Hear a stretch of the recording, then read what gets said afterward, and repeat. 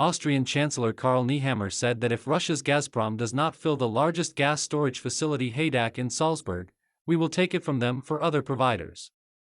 According to him, now a strategic gas reserve is being created in Austria. Gas storage tanks are filling up. And we will make sure that in case the Russian Gazprom does not fill up our largest storage facility, Haidach in Salzburg is owned by the Moscow energy giant and is now de facto empty, approximate. Kronen Zeitung, we will take it from them for other providers. Nehammer said. The question is, how can we reduce energy prices? This requires discussing the separation of gas and electricity prices at the European level, the Chancellor added. Russia is carrying out covert mobilization and removing old equipment from storage, which can only conditionally be called combat. Kirill Budanov, head of the main intelligence directorate of the Ministry of Defense, stated this on the air of the national telethon. Russia is carrying out covert mobilization. It goes in two ways. The first is actual actions, which are called covert mobilization.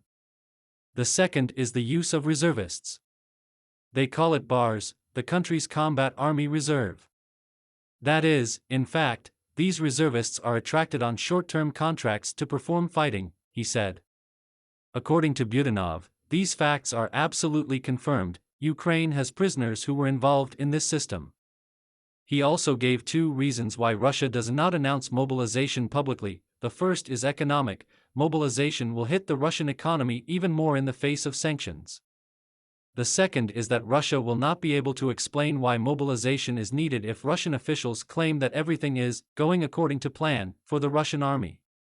Since they don't have answers to these two questions, they are doing it in an exclusively covert way, the head of the GUR said. The head of the GUR also noted that Russia is considering changes to the legislation so that the conscription is not twice a year, but at any time when necessary. The issue of increasing responsibility for evaders is also being considered. People are trying en masse to avoid going to war in Ukraine, he explained.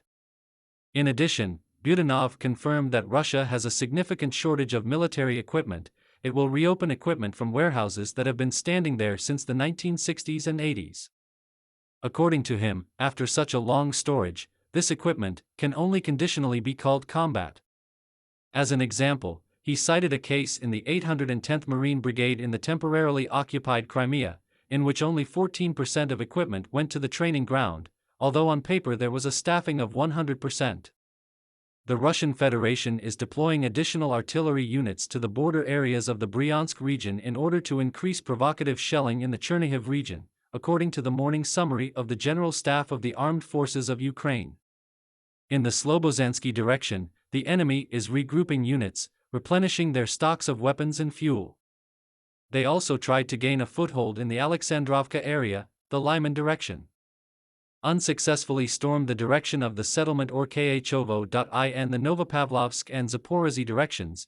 The enemy fired artillery at our troops along the entire line and conducted aerial reconnaissance using UAVs. In the Voronezh and Belgorod regions of the Russian Federation, the effect of an increased level of terrorist threat has been extended until May 25, 2022.